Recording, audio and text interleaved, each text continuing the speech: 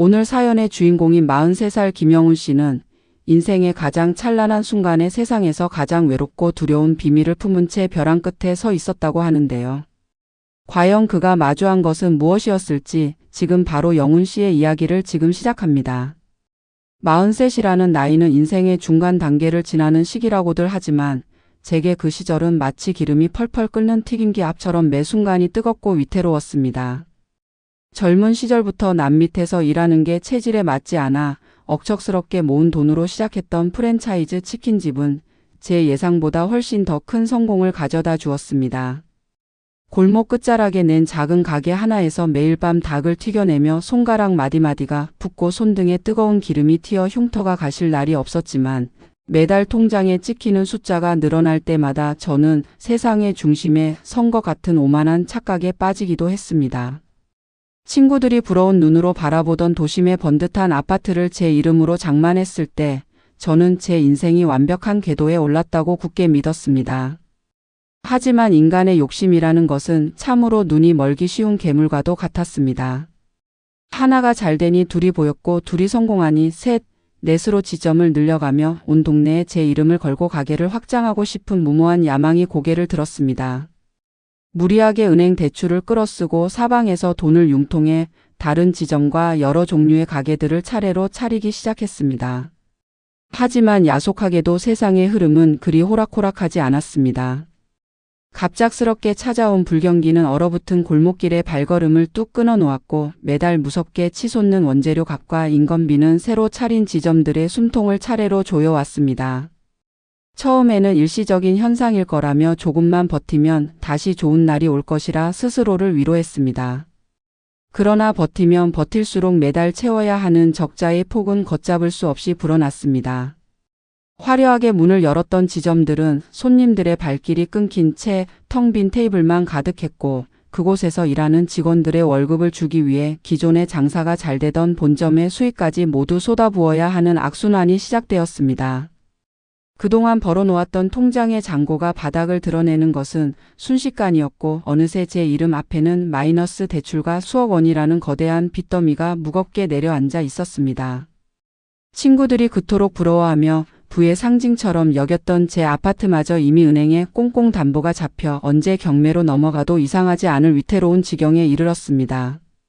하루하루 불 꺼진 거실에 홀로 앉아 우체통에 가득 쌓이는 서늘한 금융권의 고지서들을 바라보며 저는 숨이 턱 막히는 지독한 우울증과 절망감 속으로 깊이 가라앉고 있었습니다.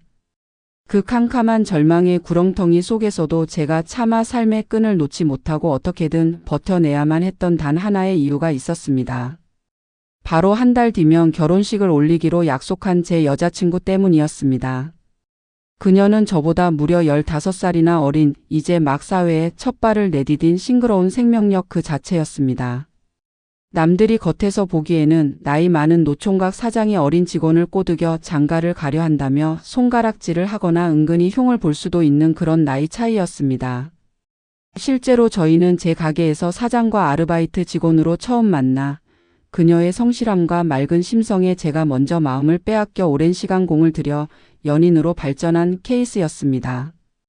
15이라는 세월의 무게는 결혼을 준비하는 과정에서 커다란 장벽으로 다가왔습니다. 여자친구의 친정집에서는 대기업 직장인도 아닌 나이 많고 변변치 않은 자영업을 하는 제게 귀한 막내딸을 내어줄 수 없다며 상견례 자리조차 거부할 정도로 극심한 반대를 이어갔습니다. 장인 어른과 장모님의 차가운 시선 앞에 무릎을 꿇고 제 나이를 생각하면 이번이 제 인생의 정말 마지막 기회라는 처절한 심정으로 딸을 평생 고생시키지 않고 손에 물 한 방울 묻히지 않으며 행복하게 해주겠노라 몇 번이나 다짐하고 빌었습니다.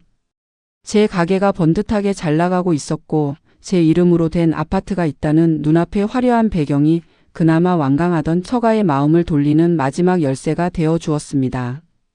그렇게 처가의 허락을 겨우 얻어내어 결혼식 날짜를 잡았지만 제 마음속은 매일 밤 불이 붙는 것처럼 새카맣게 타들어갔습니다.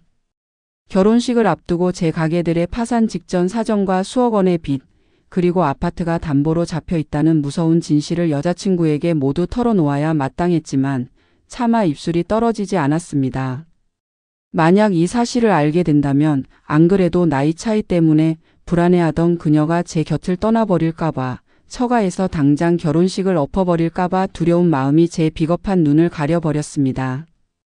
결국 저는 제 추악한 경제적 파산을 철저히 숨긴 채 가짜 행세를 하며 화려한 결혼식을 올렸고, 신혼여행을 떠나는 비행기 안에서도 해맑게 웃으며 제 어깨에 기대어 잠든 어린 아내의 얼굴을 바라보며 지독한 부채감과 서글픈 절망감에 소리 없이 눈물을 삼켜야 했습니다.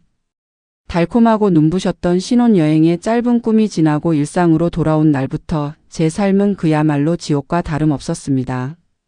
원래 계획대로라면 신혼여행에서 돌아오자마자 아내를 식탁에 앉혀놓고 모든 경제적인 사정을 솔직하게 털어놓으며 용서를 구하려 했습니다.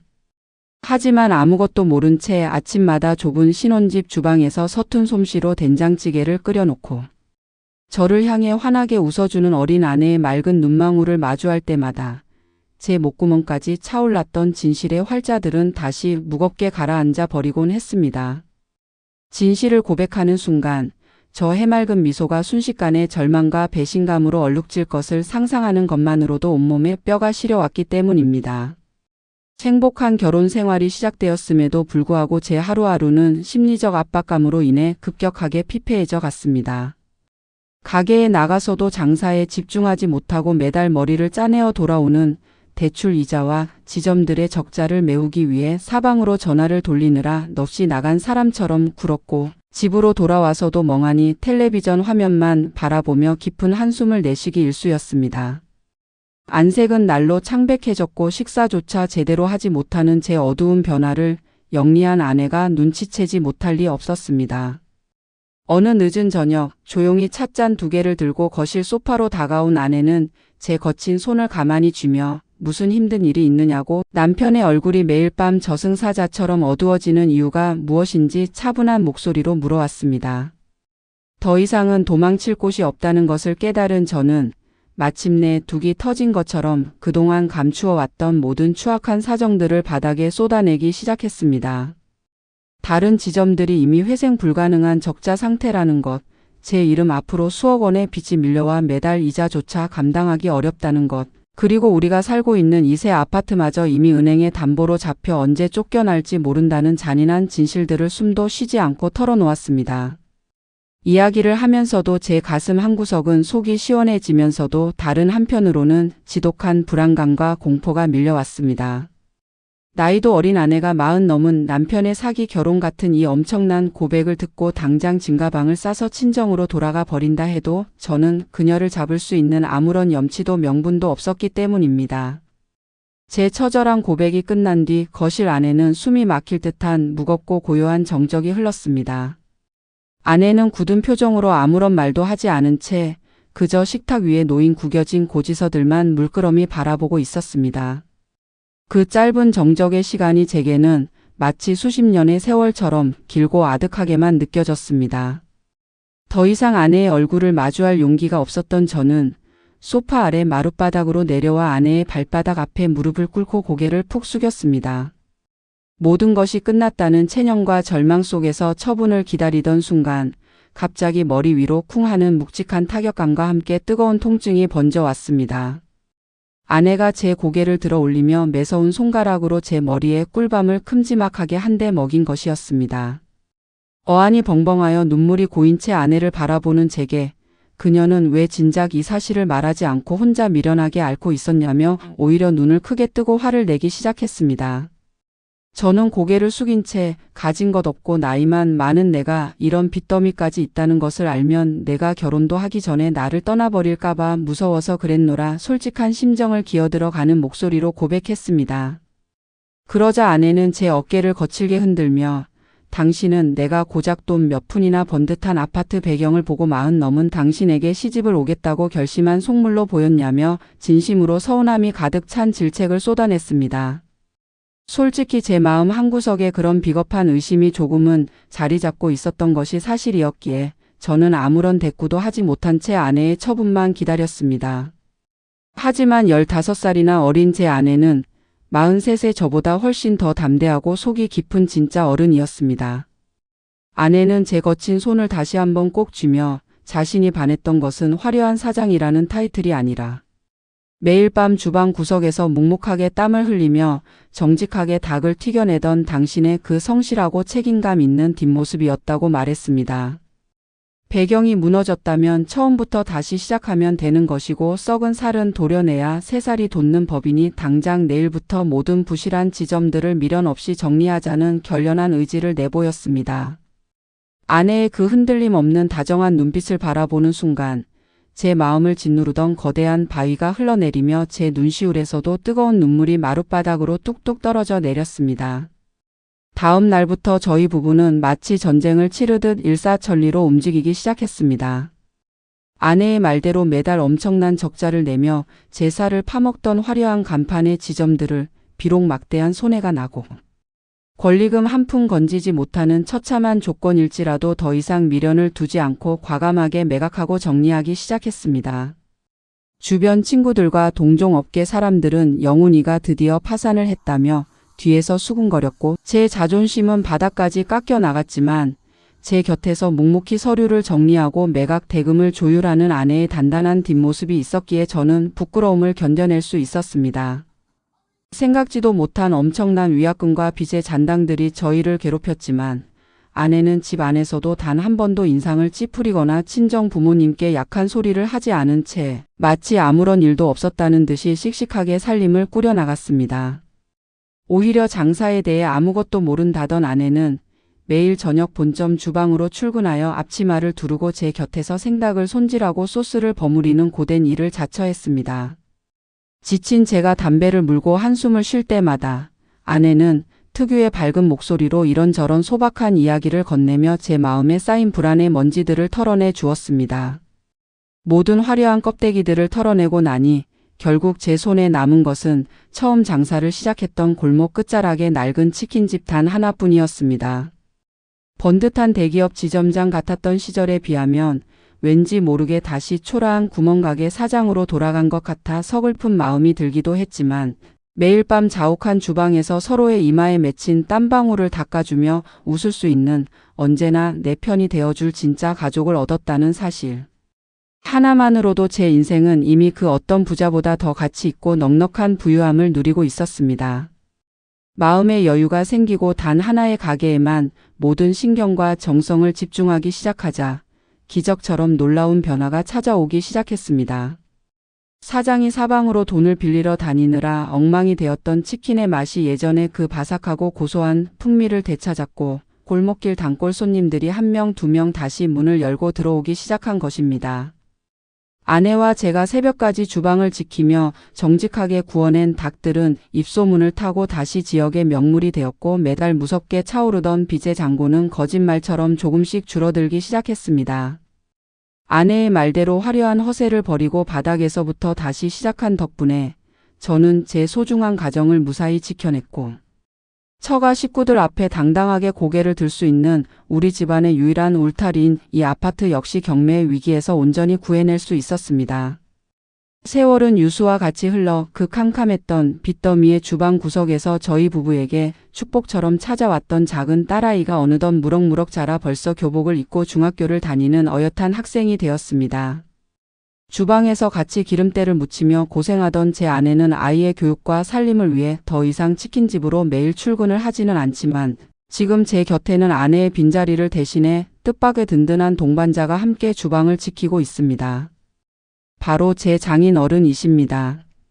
몇 년 전 평생을 바쳤던 직장에서 정년퇴직을 하신 뒤 집에서 멍하니 창밖만 바라보며 소외감을 느끼시는 장인 어른의 굽은 뒷모습이 내심 마음에 걸렸던 저는 어느 날 명절 술자리에서 조심스럽게 저희 가게에 나와 용돈벌이 삼아 저와 함께 바람이나 쐬시는 게 어떻겠냐고 넌지시 제안을 건넸습니다.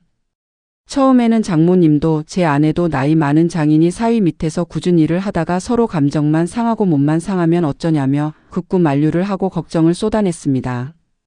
하지만 장인 어른은 제 제안을 고맙게 받아들이셨고 이튿날부터 깨끗한 작업복을 챙겨 입고 누구보다 일찍 가게 문을 열어주셨습니다. 평생을 성실한 직장인으로 살아오신 분답게 주방 집기들을 자로 잰 듯 깔끔하게 정리하시고 밀려드는 주문 전화를 노련하게 받아내며 이제는 저보다 더 능숙한 주방의 조력자가 되셨습니다. 딸보다 나이 많은 사위와 60이 넘은 장인이 함께 어깨를 부딪히며 닭을 튀겨내는 모습이 동네 사람들에게 묘한 신뢰감을 주었는지 장인 어른의 정년퇴직 동료들과 동네 지인들이 매일 밤 사랑방처럼 저희 가게를 찾아와 매상을 올려주는 덕분에 오히려 예전보다 손님이 배로 늘어난 기분마저 들곤 합니다. 매일 밤 장사가 끝나고 튀김기에 불을 끈 뒤 장인 어른과 마주 앉아 시원한 맥주 한 잔을 나누며 하루의 피로를 털어낼 때면 제 가슴속에는 잔잔하고도 묵직한 평안함이 밀려오곤 합니다. 만약 그 시절 제 얄팍한 자존심과 두려움 때문에 아내에게 수억 원의 빚을 끝까지 숨긴 채 파멸의 길로 걸어갔더라면 지금의 이 따뜻한 저녁 밥상과 장인 어른과의 다정한 대화는 감히 상상조차 할 수 없는 신기루였을 것입니다. 대단한 억만장자가 되어 떵떵거리는 삶은 아닐지라도 내가 사랑하는 사람들의 손을 꼭 잡고 매일 정직하게 땀 흘려번 돈으로 가정을 지켜낼 수 있는 이 소박한 안정이 제 인생에 찾아온 가장 위대하고 찬란한 성공이라는 것을 이제는 잘 알고 있습니다. 그저 앞으로도 이 과분한 삶이 큰 풍파 없이 안정적으로만 유지될 수 있다면 저와 제 소중한 가족에게는 더 이상 바랄 것이 없는 완벽한 행복일 것입니다. 화려한 성공의 탑이 무너져 내린 그 거친 주방 구석에서 남편의 머리를 내리치던 어린 아내의 그 묵직한 꿀밤 한 대가 참으로 듣는 이의 마음을 든든하고 따뜻하게 만듭니다. 세상의 화려한 배경이나 조건이라는 얄팍한 포장지 대신 한 인간이 가진 성실함과 정직한 땀방울의 가치를 알아볼 줄 알았던 현명한 아내가 있었기에 영훈 씨는 인생의 가장 어두운 터널을 무사히 빠져나와 지금의 단란한 울타리를 지켜낼 수 있었던 것이겠지요. 나이 40을 넘긴 사위와 60의 장인이 함께 어깨를 부딪히며 닭을 튀겨내는 그 고소한 주방의 풍경이야말로 돈으로는 감히 살 수 없는 진정한 가족의 재산이자 훈장이 아닐까 싶습니다. 지금 이 순간에도 눈앞의 거대한 시련 앞에 혼자 숨죽여 우는 분들이 계신다면 혼자 그 무거운 짐을 짊어지려 하지 마시고 소중한 이들에게 진심의 손을 내밀어 보시는 건 어떨까요? 인연의 끈은 우리가 생각하는 것보다 훨씬 더 단단하고 따뜻하게 우리를 받쳐줄 준비가 되어 있으니까요. 오늘 밤은 내 곁에 소중한 사람에게 미안함 대신 고맙다는 다정한 말 한마디 건네보시길 바라며 오늘 준비한 사연 여기서 마칩니다. 편안한 밤 보내십시오.